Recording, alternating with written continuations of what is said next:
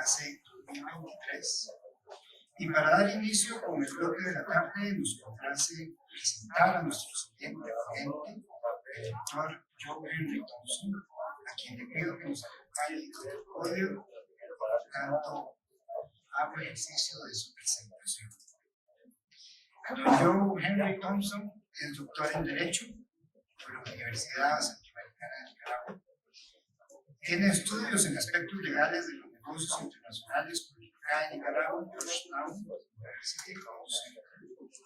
Un programa en Derecho Administrativo, Contencioso Administrativo por la Universidad Nacional Autónoma de Nicaragua, Corte Suprema de Justicia. Una maestría en proceso de integración por la Universidad Nacional Autónoma de Nicaragua y la Universidad de Alcalá, España. Además de otros posgrados, estudios y especializaciones en el ámbito de las relaciones al comercio internacional, los negocios internacionales y el derecho internacional. También es miembro del grupo consultivo del sector privado de la Organización Mundial de Aduanas. Además, fungió como asesor del gobierno de Nicaragua ante el órgano de divisiones intergubernamentales de un protocolo sobre el comercio ilícito de productos de tabaco y del convenio marco de la OMS para el control del tabaco entre los años 2008 a 2018, así como asesor del gobierno de Nicaragua para las rondas de negociación del Acuerdo de Libre Comercio entre la República de Corea y Centroamérica entre los años 2015 a 2016. Y es asesor de Nicaragua ante el Consejo de Ministros de Integración Centroamericana en la ronda de Unión Aduanera Centroamericana, incorporación de Panamá a la integración económica centroamericana, así como también ha ocupado diversas posiciones en instituciones públicas nicaragüenses. En el ámbito privado, es asesor jurídico del Consejo Superior de Empresa Privada de Nicaragua, de la Cámara de Agentes de Aduana, Administradores y Embarcadores de Nicaragua, CADEN, de la Federación de Agentes de Aduanas de Honduras, FENABAN, de la Unión de Corredores de Aduana de Panamá, UNCAP, y miembro de la Comisión Jurídica de Confederaciones de Agentes de Aduana de Centroamérica y Cuenca del Caribe, y de la Comisión Jurídica y de Estudios de la Asociación Americana de Entes Profesionales de Aduanas, ASAP. Ha sido catedrático en la Universidad Católica de Managua, en la Universidad Nacional Autónoma de Nicaragua y en el Colegio de Contadores Públicos de Nicaragua. Tiene numerosas publicaciones y ha participado en la elaboración de diversas leyes en Nicaragua. Muchas gracias. Gracias.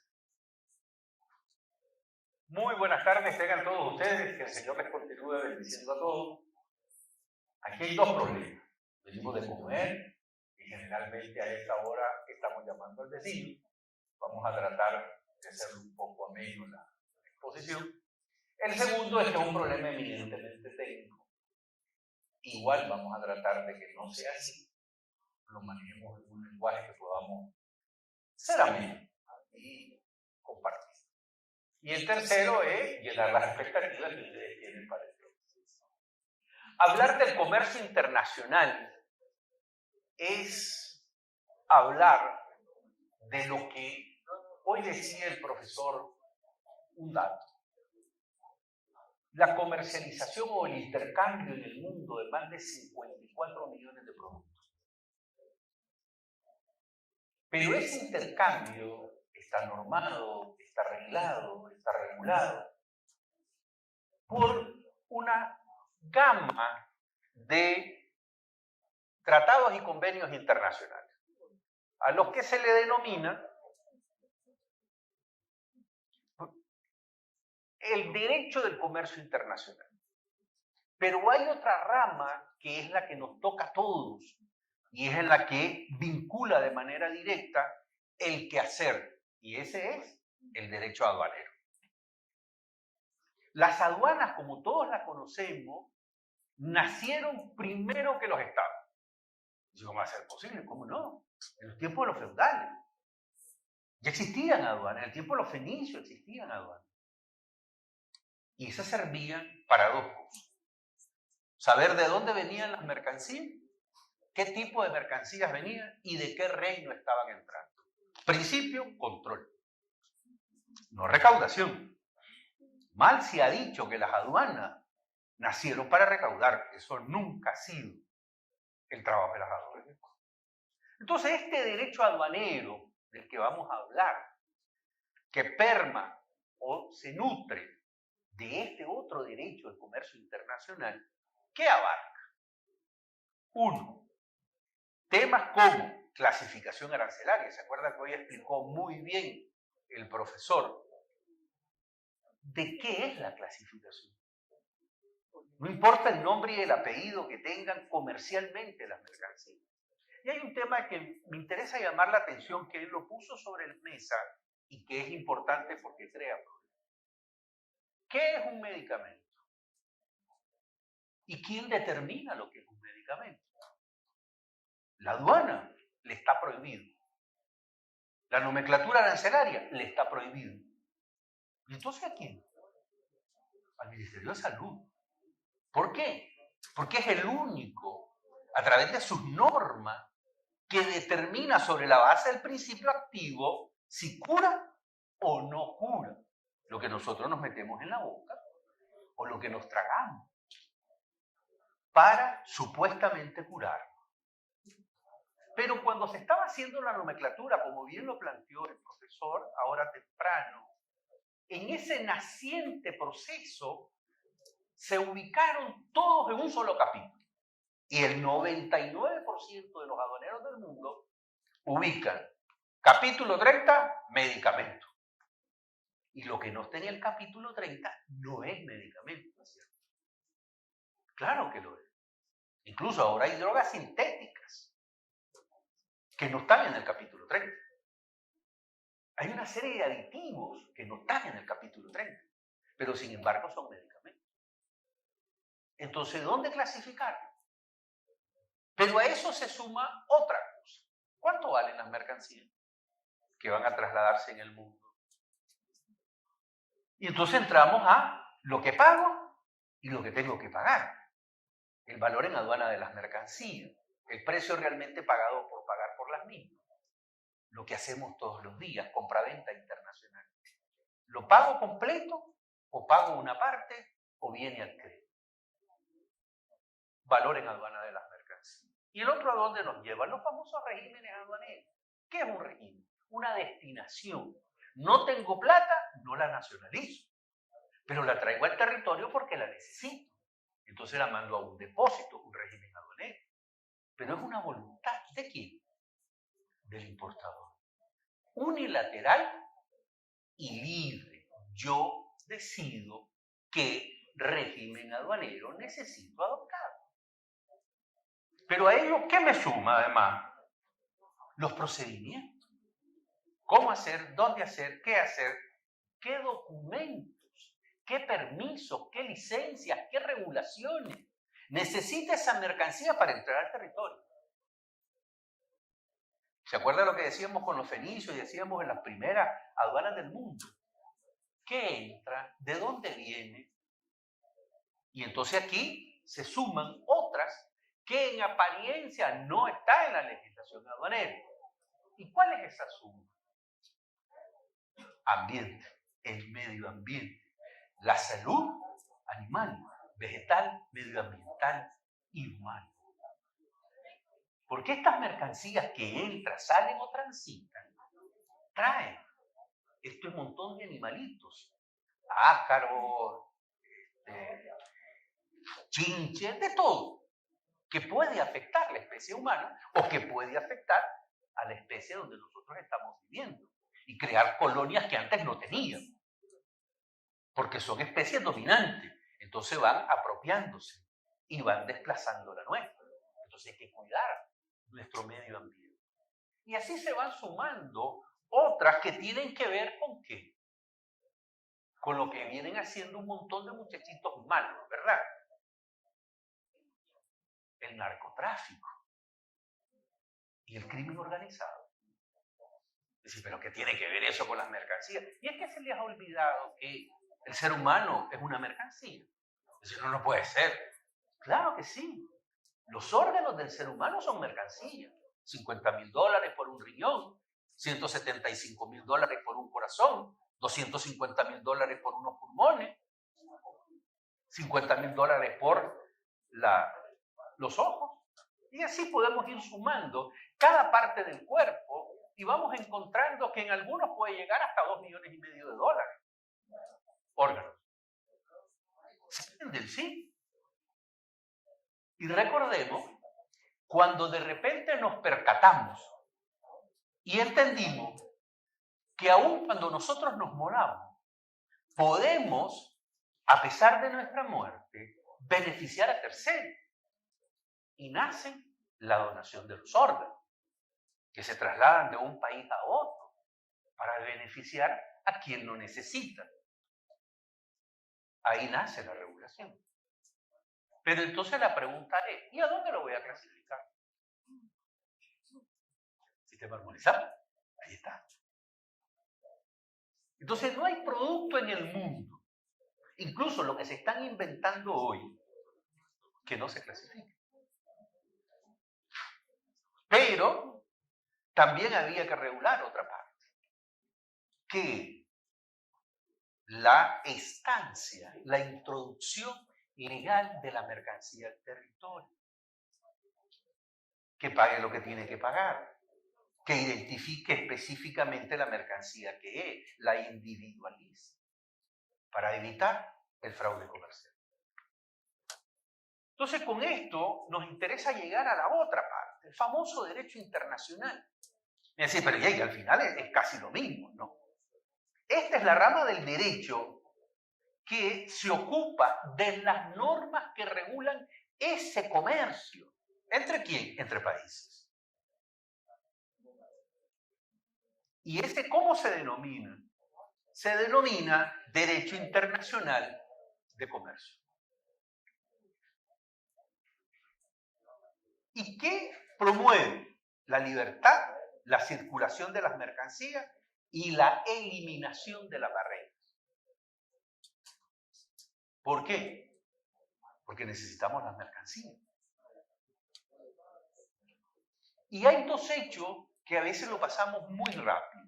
El primero, la pandemia. ¿Cuánto nos encerró? ¿Quién se acuerda? 200 días. El mundo se aisló, se cerró durante 200 días. ¿Cuánto tiene el año? 365 días. Y 200 días nos encerramos. Pero por ello dejó de circular la mercancía. Por ello se desabastecieron los supermercados. Por ello dejamos de comprar lo que necesitábamos. No. El segundo elemento, cuando se rompe esto, es qué cosa. ¿Cómo estamos haciendo el comercio? Se nos había olvidado, porque en 1977, 1978, comenzamos a jugar con la idea de hacer nacer a una organización especializada. ¿Quién? La Organización Mundial de Comercio. Que se va a encargar de qué? De normar todo ese quehacer del comercio, pero de manera muy clara, y crea las instituciones jurídicas necesarias. Y esto se fundamenta en tres grandes acuerdos. ¿Cuál? El primero, el famoso Acuerdo de Marrakech, que hace nacer a la Organización Mundial de Aduana. Pero voy a decir, ¿sabe qué? Se le olvidó el preámbulo de la aduana, perdón, de la Organización Mundial de Comercio, que era el Acuerdo General de Aranceles Aduaneros y Comercio, que nace, como bien lo planteó ahora, ¿qué cosa? Inmediatamente de la guerra. ¿Pero por qué? Porque era necesario. Ya había una institución que se iba a encargar de la reconstrucción posguerra. El Banco Mundial, que tenía una denominación que en ese era el momento, el Banco de Reconstrucción y Fomento. Pero había otra institución que se encargaba también de determinar la paridad económica y el desarrollo de la misma que necesitábamos en ese momento. Pero había un problema. Recién habíamos salido de una guerra fratricida que en los últimos 10 días de esa guerra murieron 4 millones de personas frente a frente en las trincheras de combate. Pero antes de morir y mientras estaban tirando balas, la gran pregunta era, ¿y ellos? Necesitaban ropa, avituallamiento, necesitaban comer, alimentación, necesitaban transportación, logística. Entonces necesitaba todo lo que era necesario para ese enfrentamiento, pero al mismo tiempo para preservación de la vida.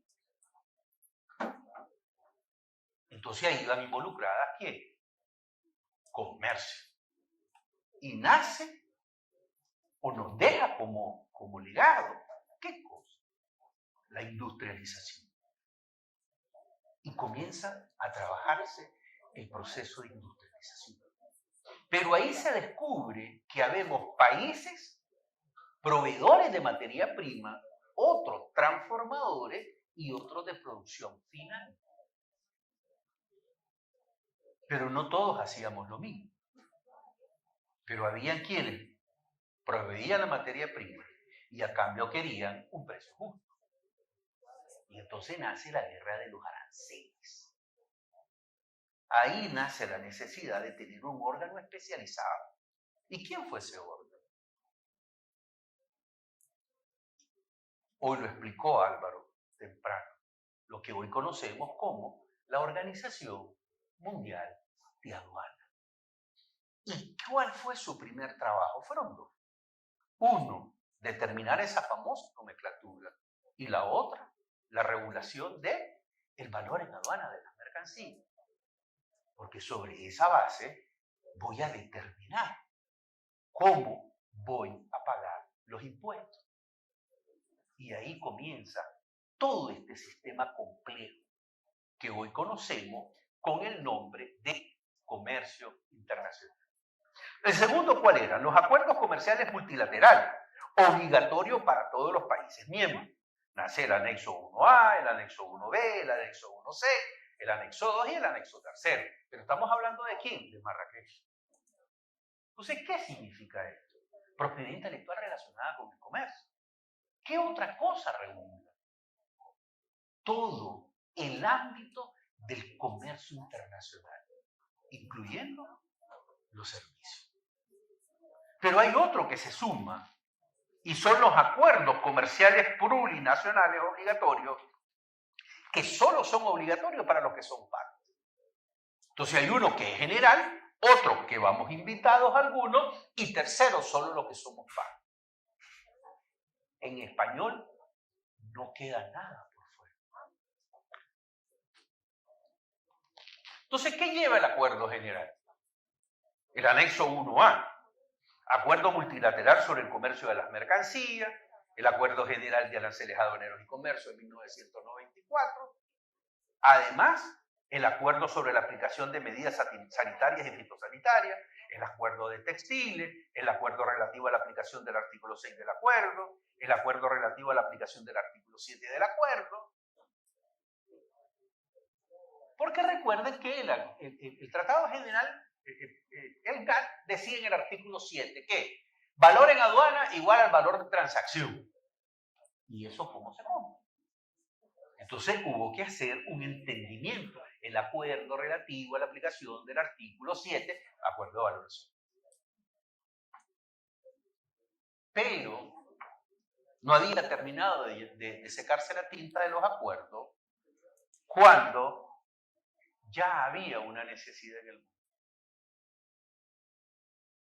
Está bien, tenemos normas, tenemos regulaciones de cómo entran, cómo salen, cómo transitan, cuál va a ser el procedimiento que cada quien va a tener para que la mercancía entre a su territorio. Artículo 5, tránsito internacional de las mercancías. Artículo 6, las obligaciones. Artículo 8. El artículo 8 es uno de los más importantes. ¿Por qué? Porque habla sobre las normas y cargas a las que van a estar sujetas a esas mercancías que van a transitar. 10 dice que todo debe de estar cubierto publicado previamente para que nosotros a la hora de entrar, salir, transitar, importar, exportar, sepamos a qué normas y regulaciones nos vamos a atender. Pero no habían reglas claras todavía. ¿Y eso a qué obliga? A buscar un mecanismo. Entonces, hay una letra chiquita que a veces nosotros no leemos, y es la nota interpretativa del anexo 1, que nos dice textualmente: en caso de conflicto entre una disposición del Acuerdo General sobre aranceles aduaneros y comercio y una disposición incluida en el anexo 1A del acuerdo, prevalecerá la disposición del otro acuerdo en el grado que haya conflicto. En español, lo que suscriban posteriormente no está sometida a ninguna restricción o limitación que lo suscriban y reglamenten. ¿Y por qué sacamos estos elementos así? Porque se ha dicho por ahí de que se sobrepasó lo que se había planteado en el acuerdo de facilitación del comercio. No es cierto. Se le permitió al acuerdo o a los negociadores del acuerdo no solo revisar aquellas partes que no estaban debidamente sustanciadas, pormenorizadas para el comercio internacional y el tránsito de las mercancías. Dice, hay que hacer lo que sea necesario hacer para efectivamente facilitar el comercio. Pero se nos olvida, porque a veces nosotros no tenemos una corta memoria. Si revisamos en el tiempo, vamos a encontrar un acuerdo del 3 de noviembre de 1926. En Ginebra, Suiza, se suscribe el Convenio Internacional para la Simplificación de las Formalidades Aduaneras. Fíjense.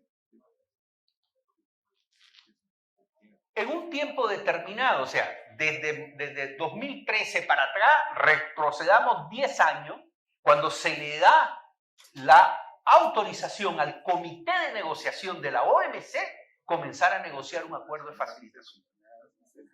Pero en 1926 ya habíamos alcanzado un acuerdo.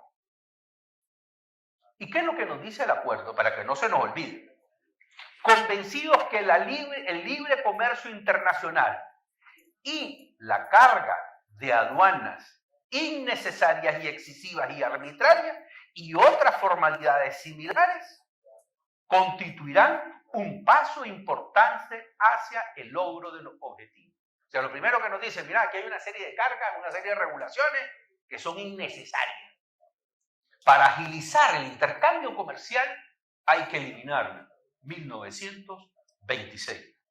Después nos dice, considerando que el mejor medio para lograr su presente propósito es por medio de un acuerdo internacional basado en la justa reciprocidad. ¿Y a dónde los manda? Entonces nos dice que la Sociedad de Naciones o la Liga de Naciones, que fue un órgano que fue creado por el Tratado de Versalles el 28 de julio, nos lleva a una disposición en el artículo 1 que nos dice lo siguiente: se comprometen a que sus relaciones comerciales no se verán obstaculizadas por excesos innecesarios o aduanas arbitrarias u otras formalidades similares. Cualquier parecido a la realidad actual es mera coincidencia.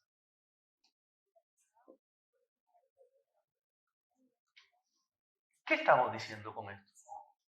El mundo comercial. Nosotros hemos venido buscando la necesidad de encontrar un mecanismo que nos garantice una agilidad en el comercio. Pero partimos de un mal principio. Agilizar el comercio para nosotros es dejar de cumplir regulaciones. Y eso no es cierto, en absoluto. Porque si nosotros revisamos el día de hoy los intercambios comerciales internacionales, hay inmiscuido alrededor de 30 personas, 200 procedimientos, entre entradas, salidas, armonizaciones y lo demás. ¿Pero por qué? ¿Quién compra? ¿Quién vende? ¿Cómo vende? ¿A dónde vende? Entonces, todo esto necesitan algo. ¿Y es qué cosa? Una normalización. Entonces, esta normalización, ¿quién me la va a dar? Los estados contratantes publicarán con prontitud todos los reglamentos relativos a las formalidades. Decíamos al comienzo, previo al arribo de la mercancía al territorio nacional, necesito saber por cada una de ellas, uno, dónde se clasifica, decía Álvaro ahora temprano. Pero además de, conjuntamente con ella, ¿qué otra cosa? Permiso, licencias y regulaciones comerciales. Para que esa mercancía entre al territorio. Entonces, al llegar a ello, va a ir inmiscuyendo una serie de datos necesarios para su facilitación. Pero como esto solo fue adoptado por el acuerdo general, decíamos en el artículo 5, en el artículo 6, en el artículo 8, en el artículo 7, en el artículo 10, del acuerdo general de aranceles aduaneros y comercio, pero fueron principios, no detalles. Esto obligó ¿a qué? A que la UNTAC revisara al detalle qué estaba pasando en el comercio internacional. Y descubre que tiene aproximadamente 200 barreras arancelarias claramente registradas. Y dentro de ellas enlista 8 principales. Una, administrativa, cantidad de los documentos exigidos para el despacho. Lo planteaban ahora temprano. Y de repente a alguien se le ocurre, no, pero esto necesita un permiso. ¿De dónde y por qué? No, es que necesita, es que seguro que necesita un permiso. Y se inventa el permiso. La segunda, la información y la transparencia, o sea, frecuencia de cambio de reglamentos. La conducta inconsecuencia o indiscriminatoria de los funcionarios públicos. Les vale. Ellos reciben el salario a final de mes, hagan o no hagan nada. Tan sencillo por eso. Y si necesitan, ¿verdad? Aquí seguro no se da, pero en otros países, ¿querés sacar la mercancía? Sí, bueno, el impulso procesal. ¿Verdad? El impulso procesal para que la mercancía salga en el tiempo que yo la necesito y no en el tiempo que está normada. Las restricciones temporales, la demora en los procedimientos administrativos, los altos pagos de los servicios, la infraestructura, el estado de los caminos y todo eso, de que ustedes lo conocen mejor que yo, la seguridad y las restricciones de carácter jurídico. Entonces, todo esto hace que propicien entre los estados el nacimiento de los famosos tratados de libre comercio o los acuerdos regionales. Y en ellos se van incorporando un acápite específico sobre el libre comercio. Y dentro de ellos está intercambio de información aduanera, simplificación y armonización y formalidades de procedimiento, cooperación entre los asuntos aduaneros, publicación y disponibilidad de información, procedimientos de recurso, armonización de las reglas y trámites, publicación de la previa aplicación de la medida o disciplina sobre derechos y gravámenes relacionados con la importación y la exportación. Y así sigue sumando cada una de ellas y nos lleva ¿a qué? a las medidas del acuerdo. Entonces, si se fijan en el tiempo, ¿cómo se fue armando el acuerdo? Por las necesidades que habían sido identificadas, pero que éstas no habían sido adoptadas multilateralmente. Entonces, ante esa falta, pero que el Acuerdo General de Aranceles Aduaneros y Comercio lo prevé, van haciendo negociaciones bilaterales. Lo hacemos nosotros, ¿se acuerdan? El SICA, el Sistema de Integración Económica, el Sistema de Integración Centroamericana. Pero de ello nace el Subsistema de Integración Económica Centroamericana. Y dentro de ese subsistema, ¿qué nace? El derecho aduanero comunitario. Que lo conforma ¿quién? El Cauca, el Recauca, la ley de valoración, o sea, los reglamentos de valoración o el anexo que se da en ese momento cuando adoptamos en 1985 el convenio al régimen arancelario aduanero centroamericano y que fue lo primero que planteamos, las reglas sobre la clasificación arancelaria. El segundo fue sobre la valoración en aduana de las mercancías, que es el reglamento de valoración. Y después todos los procedimientos que eran necesarios en este nuevo régimen. ¿Se fijan cómo normamos lo que solo había estado delimitado de manera general? ¿A dónde? En el Acuerdo General de Aranceles Aduaneros y Comercio.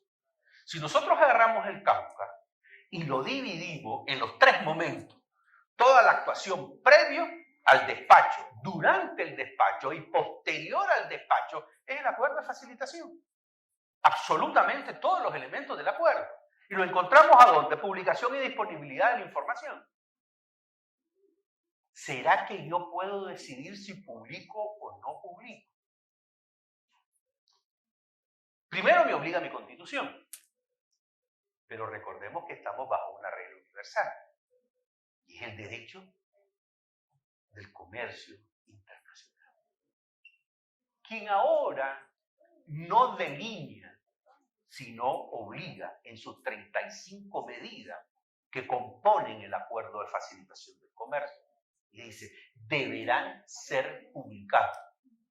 Pero de repente hay alguien que dice, no, pero es que si no la puedo publicar porque es una cuestión de seguridad nacional, porque ahora todo es seguridad nacional.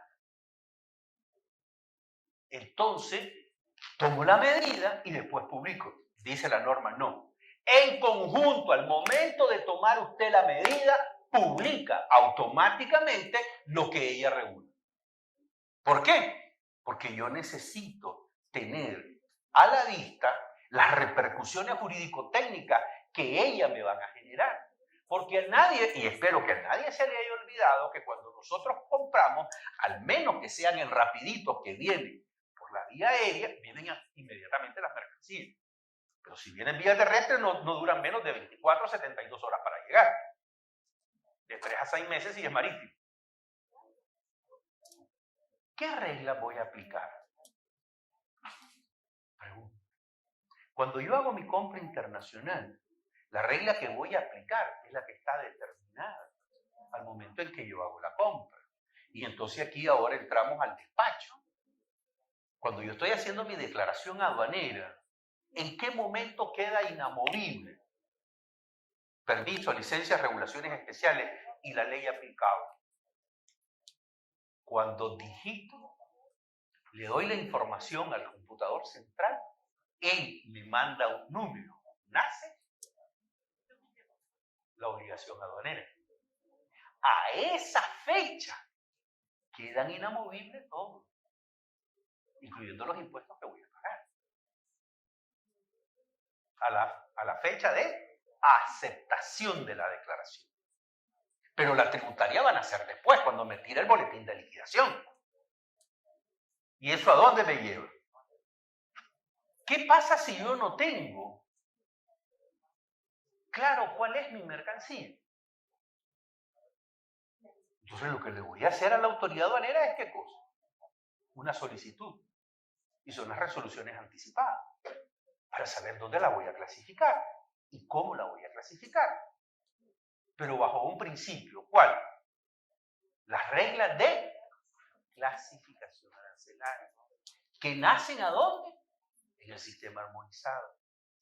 que generalmente, por cómo nacieron y cómo se aplican, para nosotros es un principio, ¿qué cosa? Técnico. Pero para el acuerdo del sistema armonizado es un principio jurídico. Porque primero me dice que yo tengo 6 reglas y que tengo que específicamente determinar sobre su base. ¿Y cuál es su base? Por ejemplo, la regla 1, las notas de sección, las notas de capítulo, las notas de subcapítulo solo tienen valor limitativo. Porque legalmente se clasifica. Ahí perdió la tecnicidad y pasa la juridicidad. Legalmente se clasifica. Con las notas, y después me lleva a la nota 6, que dice mutantis mutandis, ¿se acuerdan? Cambiando lo que hubiese que cambiar de la regla 1, porque paso a la regla 6 en cuanto a la clasificación arancelaria de precisión, a nivel de 10, 12 dígitos. ¿Verdad que sí? Pero con el resto de los componentes. Y entonces me dice, oye, tenga cuidado, porque hay notas interpretativas, hay notas aclarativas, hay notas excluyentes, y cada una de ellas se aplican en concordancia a la regla específica que usted está utilizando para la clasificación arancelaria. ¿Sí o no? Lo están dejando perdidito, pues. Pero eso, más que técnico, es jurídico. Y mi defensa va a ir sobre esa base. Porque dice, la nota y la regla 6 dice que en la subpartida se clasifica. ¿Se acuerdan aquella regla del iridio, ¿cómo es que se llama? El platino. Y si todo esto se clasifican y después dice, no. Estos, a pesar que pudieran ir aquí, no se clasifican ahí, se clasifican aquí y da los estamentos jurídicos para ello. Y es lo que voy a argumentar en su momento, para la hora del conflicto. Pero, ¿será que las mercancías intracomunitarias caminan solas? ¿Qué me dice la Ducate? Que aún para ella yo tengo que clasificarla, ¿sí o no? Ah, pero es un simple tránsito. ¿Y qué pasa si yo digo que van peras y llegan melones? Ah, no, en el camino. Una mercancía que no era, ¿verdad? Que no se puede. Se fijan cómo todas las normas y las reglas establecidas en el acuerdo de facilitación se vuelven obligatorias. Pero además están normadas en función de ¿qué? Del acuerdo. ¿Y quién me hace prevalecer ella en concordancia a su aplicación? El derecho aduanero. ¿Se acuerda que decíamos? Rige, regula el intercambio comercial de las mercancías, el quehacer de las cosas aduaneras, las infracciones administrativas, las infracciones tributarias que se desprenden de las mismas o penales en su caso, por dejar de hacer lo que la ley me obliga a hacer o por hacer lo que la ley me dice que no debo hacer. Entonces, todas estas normas y estas reglas obligan a los países a examinar las formalidades de la importación, la exportación y el tránsito de las mercancías. Porque en una materialización objetiva, ¿a qué nos estamos refiriendo? Y vamos al despacho. El objetivo del acuerdo es contar con disposiciones jurídicas más efectivas que las existentes y asegurar que los particulares, las empresas y los gobiernos conduzcan y conozcan cuáles son las reglas que rigen el comercio entre el mundo. Y en ello está sanidad animal, control veterinario, sanidad vegetal, organismos genéticos modificados, material de defensa tecnológica y usos duales, usurpación de marca, protección de la propiedad intelectual, los CITES, la capa del ozono, los riesgos de alimentos, controles radioactivos, protección del ambiente, armas y los controles fronterizos de los desechos peligrosos. No quedó nada por fuera. Pero para que no nos quede totalmente claro a dónde nos lleva lo que hemos venido planteando. Simplificación de los procedimientos y los documentos comerciales. Es una obligación de la política y de los países. No es que se parece porque aquí nosotros cumplimos 5. No, si dejo de cumplir uno, no estoy cumpliendo. Pero hay otro elemento. La armonización de las prácticas y las normas comerciales. Hay un principio que se utiliza y se dice los usos comerciales. ¿Por qué? Porque no es lo mismo los usos comerciales en el sector productivo industrial que en el sector productivo agroindustrial o en el sector de servicios. Y eso me liga con quién, cuando me dice los principios generales, ¿en función de qué? Los principios generales en función de qué? De la contabilidad. Entonces me van a decir, no, pero fíjense, hay una cosa. Ya no existen principios generales de contabilidad, ahora son los NIF y no se desprenden de los NIF. Y no hay una conversión de ellos. En otras palabras, para concluir, porque ya me dijeron que el tiempo ha terminado, conforme al artículo 42, todas las medidas del acuerdo sobre obligatorias no son de adopción si la quiero o la dejo de querer hacer. Dice el acuerdo, medida de cumplimiento o incumplimiento es obligatoria. Y hasta aquí espero haberle abierto por lo menos la necesidad de seguir estudiando el acuerdo. En el principio de que los acuerdos internacionales son normativos y son obligatorios para las partes. Y en el caso nuestro se combinan el derecho aduanero que lo subsume y lo que éste no regula, pero camina con su hermana el comercio internacional y las normas de las mismas, son obligatorios para los estados. Y nosotros de conocerlo para solicitar su cumplimiento. El Señor les continúe bendiciendo a todos.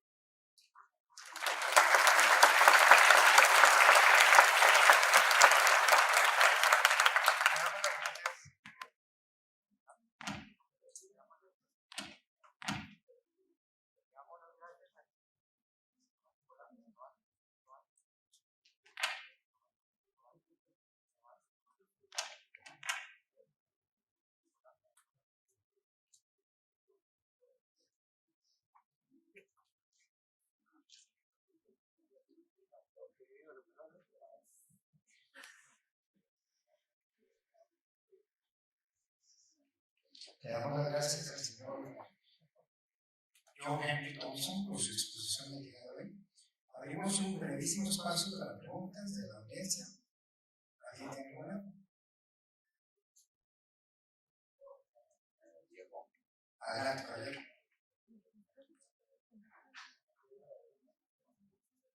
¿Le acerca un micrófono ya?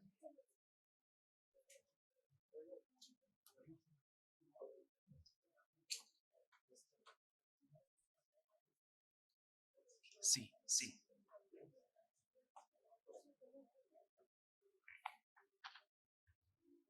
Sí, buenas tardes, enhorabuena, don Johnny. Vamos a ver, si yo he podido entender bien, en la declaración aduanera se identifica el vehículo, la carga según la clasificación de norma, el operador responsable, el comprador y el vendedor. Sí. ¿Dónde va toda esta información? A la hacienda pública, como podemos decir en España, es compartida también por la policía de cada uno de los países. ¿Y dónde voy con esto? Si esta declaración es compartida por todos los actores en la lucha contra la corrupción y el fraude, no podemos entender que es el principal elemento para que se elimine el tráfico de drogas, de armas, a través de cualquier puerto del continente americano o mundial. Esa es la pregunta. En apariencia sí. Pero si donde yo voy transitando no hay escáner para que éste pueda verse lo que va al interior del contenedor, solo tengo documentación. Entonces no me permite tomar las medidas correctivas en ese caso.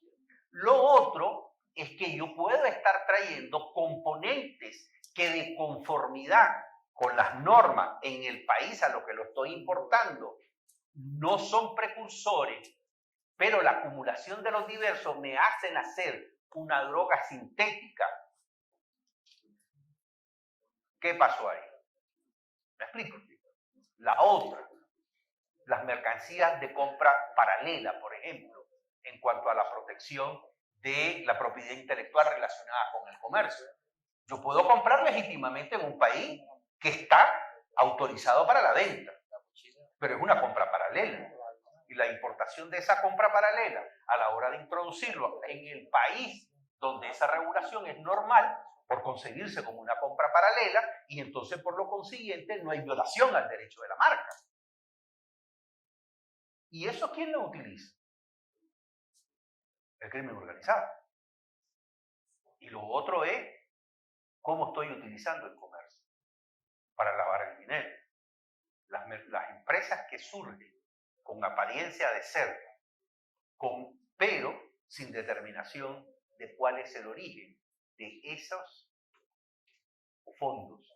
Es por eso que la GAFI acaba de promulgar hace 3 meses unas normas de regulación y de prevención de cómo el crimen organizado está permeando el comercio internacional para limpiar su dinero. Entonces, por eso es que la combinación de la gestión coordinada en frontera es lo que nos hace la seguridad del comercio internacional. Y hay un actor que es silencioso y que a propósito no lo dice, pero está dentro del acuerdo.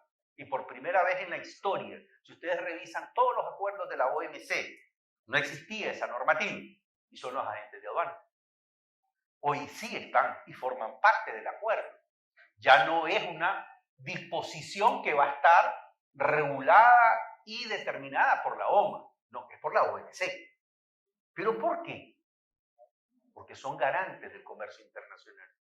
Son las personas que tienen mayor capacidad técnico-jurídica para prevenir la entrada-salida de mercancías de doble uso o de un mal uso que pueden traer perjuicio a la nación. Pero al mismo tiempo, el que tiene la obligación y además el estudio suficiente para implementar toda esta normativa en el despacho aduanero de las mercancías. Garantes del despacho y seguridad de la nación. Esos son los agentes de aduana que coadyuvan en esa gestión coordinada en frontera.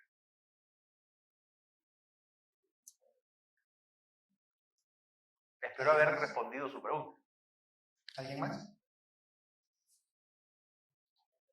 Muchas gracias, doctor Johan.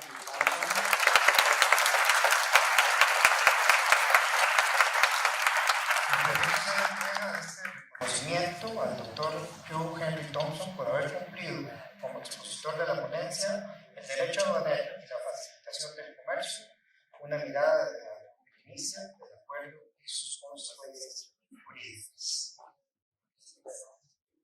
Okay.